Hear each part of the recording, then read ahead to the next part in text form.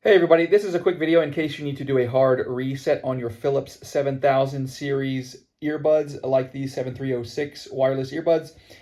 In case you're having any issues with them not connecting or they keep disconnecting or there's only sound coming from the left ear or the right ear, a lot of issues like this can be fixed with a hard reset. You will need to repair them with any devices because all that will be forgotten. But if you're ready to do that, we can go ahead and do it. All you need to do is have your earbuds turned off. And then you're just going to come in and on the multifunction button on the back of the earbud, you're just going to press and hold it for about 8 seconds until these lights start alternating red, blue, red, blue, red, blue. Once they're alternating red, blue, red, blue, red, blue, you can just tap twice like that on the back of the earbud, on the multifunction button on the back of the earbud. Give it a second and this light will come on blue and red at the same time and then turn off. At that point, your earbuds are reset. You can turn them back on and repair them with whatever device you like.